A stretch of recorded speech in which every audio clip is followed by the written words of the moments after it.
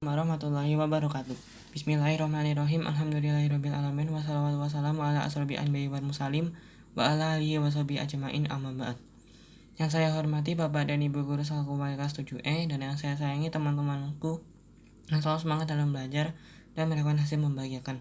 Puji syukur kehadirat Allah Subhanahu wa taala yang kita telah mengaruniakan nikmat Islam, iman, dan kesehatan kepada kita semua sehingga kita bisa beraktivitas dengan baik dan lancar.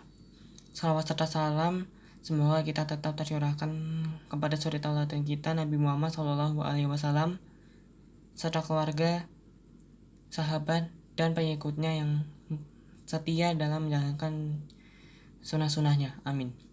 Di sini saya Mervina Fafaralian dari kelas 7E akan menyampaikan kultum dengan tema bahaya sombong dan pamer. Tidak akan masuk surga orang yang memiliki rasa sombong walau sebesar biji sawi. Masya Allah, betapa Allah tidak menyukai manusia yang sombong. Kisah manusia sombong yang dibinasakan diabadikan Allah dalam Al-Quran. Fir'aun yang sombong karena kekuasaannya ditenggelamkan Allah ke dalam laut merah. Qarun yang sombong karena harta dan ilmunya dibenamkan oleh Allah ke dalam bumi. Ya, sombong merupakan sifat iblis. Iblis diusir dari surga dan dijanjikan oleh Allah masuk ke neraka jahanam karena kesombongannya. Kesombonganlah yang menghalangi iblis untuk sujud kepada Nabi Adam alaihi salam. Mengapa sombong? Mungkin karena merasa lebih kaya, merasa lebih sukses, merasa lebih pintar, merasa lebih cantik atau tampan, atau mungkin merasa lebih soleh. Sungguh tak ada yang patut kita sombongkan, karena semua yang kita miliki adalah milik Allah. Dari kita pun milik Allah. Kapan saja Allah bisa mencabut nikmat-nikmatnya dari kita. Sungguh tak pantas kita sombong. Bukankah manusia diciptakan dari setetes air yang hina? Bukankah kita dilahirkan tanpa mengetahui apapun? Bukankah tiada daya apapun melainkan karena Allah? Mungkin kita merasa lebih soleh dari orang lain. Dalam tausiahnya, seorang ustadz menguraikan alasan mengapa kita tidak boleh merasa lebih soleh. Pertama, kita akan kehilangan semangat dalam berlomba untuk kebaikan. Dua, tidak ada rekomendasi dari Allah bahwa kita adalah orang soleh. 3, kehidupan kita setelah hari ini tidak ada yang tahu. Apakah kita besok masih istiqomah? Tidak ada yang menjamin. Karena istiqomah di atas agama itu jatuh bangun.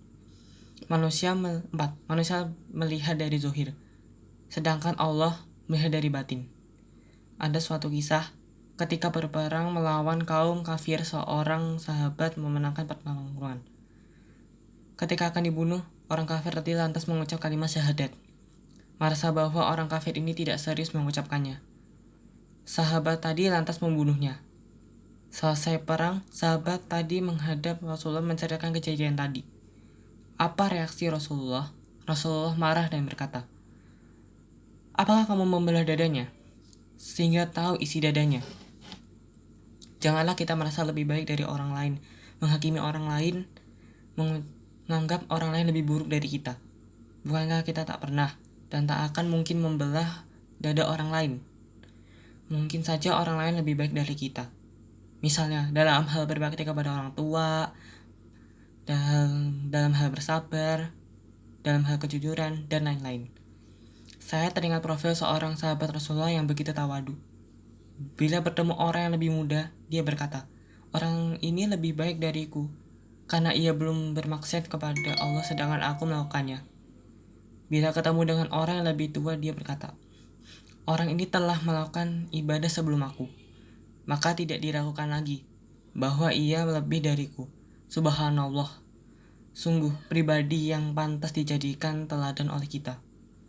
Adakah kita suka bangga pada diri sendiri, merasa sudah melakukan sesuatu yang hebat? Sifat ujub atau membanggakan diri juga termasuk ke dalam kesombongan. Bahkan dikatakan oleh Rasulullah sebagai perkara yang membinasakan. Abdullah bin Umar RA menuturkan bahwa Rasulullah SAW bersabda, ada 3 perkara yang membinasakan. sifat kikir yang dituruti, hawa nafsu yang diikuti, dan sikap bangga pada diri sendiri. Hadis riwayat At-Tabarani. Dalam sebuah riwayat disebutkan bahwa Allah SWT berfirman kepada Nabi Daud alaihissalam, "Wahai Daud, kesalahan itu yang pernah engkau lakukan adalah berkah bagimu." Nabi Daud alaihissalam berkata, "Wahai Tuhanku, bagaimana itu bisa terjadi?" Allah SWT berfirman, "Rintihan orang berdosa memohon ampunanku lebih aku sukai daripada dzikir orang yang bertasbih, yang disertai kebanggaan dengan tasbih mereka." Demikian kultum yang saya bacakan. Semoga kita tidak melakukan sifat sombong apalagi di bulan puasa.